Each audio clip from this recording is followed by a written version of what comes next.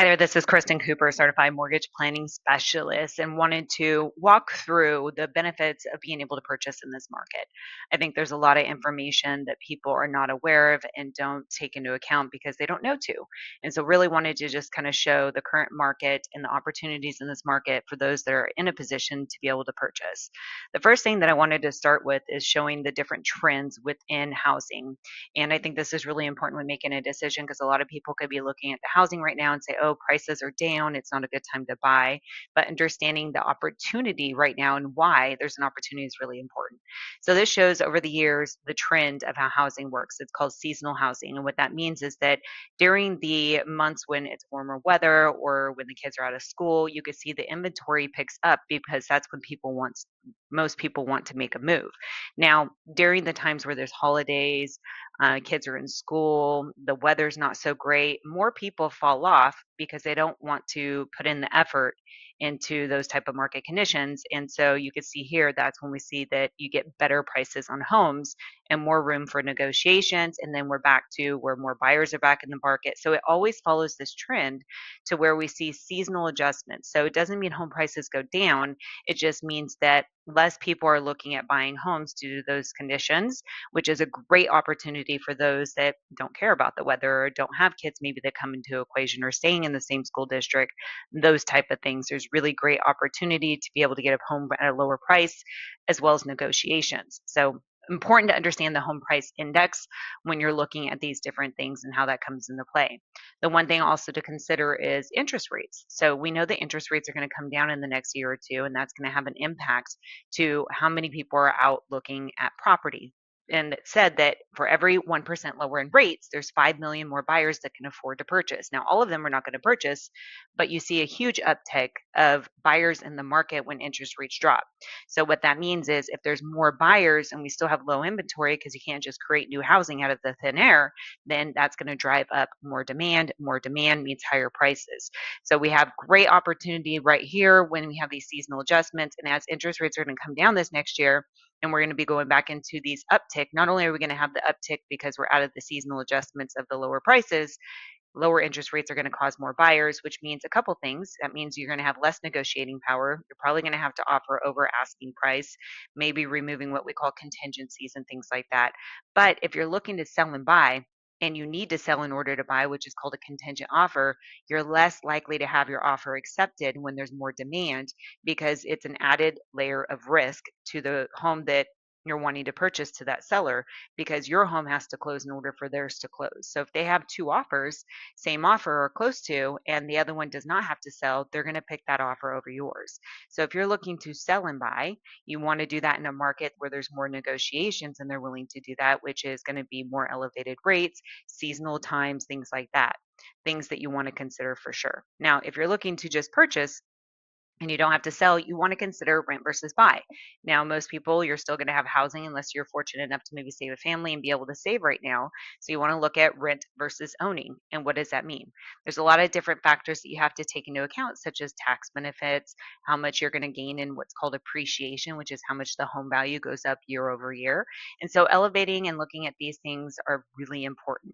If we take this first buy versus rent comparisons here, Placer County, assuming 550,000 purchase price, which is 5% down, you could see the trend of appreciation. This is the smart people, what they're saying that the home appreciation forecast is, which is 5.28% year over year. So you can see how much you're gaining in wealth, which is why there's such a wealth gap between owning and renting, because it's the only way that you can build so much wealth for the average American. You can't save this wealth. It has to come in the form of, your home appreciation and things like that. So you can see where you'd start, where home prices go over the next year, and this is just the equity that you would build over time appreciation. So in 9 years, it's said that based on this appreciation, that's how much you're going to gain just in the appreciation. Amortization gain is how much you're paying of your mortgage that pays down your loan. So whereas you pay for rent, you have no rate of return on that. You're getting nothing back from it. Part of your mortgage payment pays down your loan balance every month, which now increases your equity. The difference between what you owe and what your home is worth is called equity. That is your savings in your home. That is your net worth. So in 9 years, you would have paid down your mortgage 66,000 plus you would have received 23,000 in appreciation gain. But also, you may take advantage of tax benefits. This is assuming someone has a 22% tax bracket. You have a standard deduction versus the 22%, and how much tax benefit you would get each year in addition to that as well. Now, we want to make sure that we're being conservative in this and we take into all accounts of cost versus benefit. So, yes, if you were renting right now, your current rent, you can see here what we'd be looking at, then, and let's say it's 3,000 a month that you're paying for rent, that's how much the difference is, meaning in 9 years, how much more you're going to pay in the mortgage versus if you were to continue to rent and assuming your rent stayed at the current 3,000 a month, which we know rent goes up typically year over year. Now, purchasing cost, actual cost, plus you're going to have what's called prepaid expenses, things like that. And then let's say that you sell in 9 years, the cost to sell, taking all of that into account, when we do a combination, you could see you have your total rent plus buying, and then you have your cash flow, which is this is how much more you're going to pay in 9 years, the difference between the two based on all these numbers. But what you want to look at is going to be what is your actual rate of return and your tax benefit. Now you can see your net gain, if you're taking into the positives, the negatives, the cost, in 9 years you gained 300,000, assuming you sold your home, paid all the cost, all of that. And that is what you would be looking at, moving forward in 9 years. So cost versus benefit, yes, you're going to have to pay a little bit more when purchasing because it's an investment that's going to give you a huge return. There's things that you could do to free up cash flow. I know a lot of, affordability is definitely a factor. If you're contributing to a 401k, maybe you stop contributing to your 401k while you buy a home, because the other benefit of this is assuming that you stay in this mortgage where rates are today. But we know that's not the case, because when interest rates drop, we're able to redo your mortgage and get you into a lower interest rate, which is going to lower your payment, make it more affordable, and then you're going to save even more than what's forecasted here because it's not even taking that into account. Now, maybe what you do is you don't put into your 401k while you buy the home so you can afford the higher payment for right now. And then when we redo your mortgage in the next couple of years, bring your payment back down, you start reinvesting into your 401k, because your rate of return on real estate is much greater than it will be on your 401k and put you in a position to be able to retire one day. So it's really important to consider that.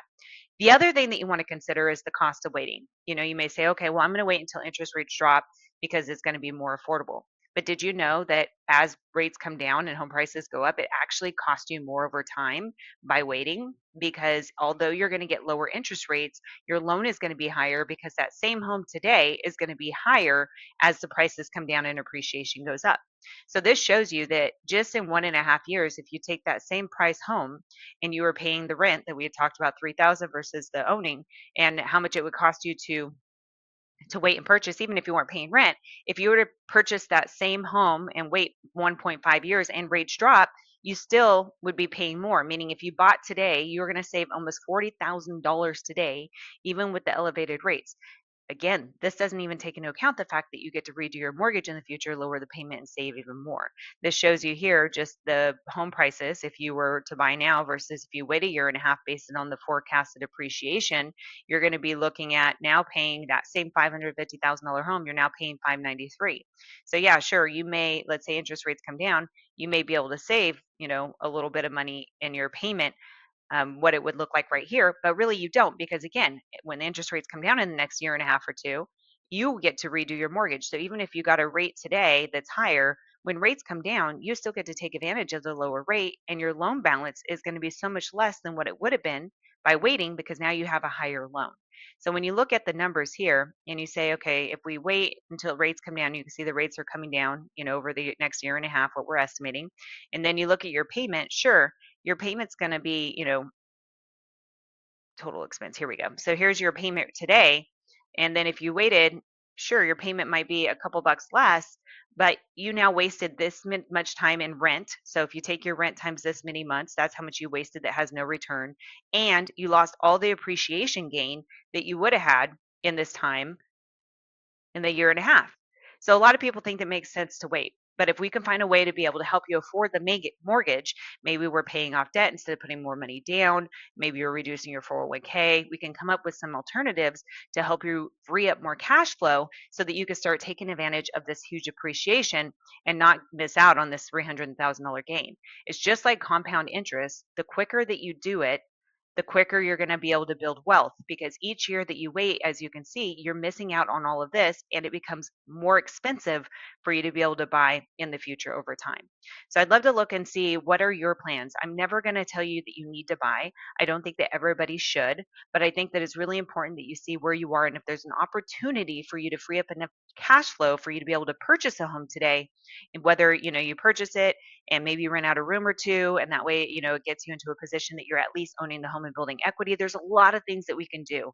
The biggest thing that frustrates me being in this mortgage industry and being in real estate for over 20 years now is that people don't realize that they have the opportunity to start building wealth and they wait too long. I can't tell you how many times I've had people in their 40s and 50s buy their home for the first time and say, I should have done this 20 years ago. And now they're in a position where they're not going to be able to retire when they want to retire because they started later in life. I don't want that for you. So give me a call. Let's talk through your options. Even if it's not a time for you to buy today, let's create a plan so that you're in a position to be able to take advantage of building this wealth and creating that wealth generational wealth for you and your family.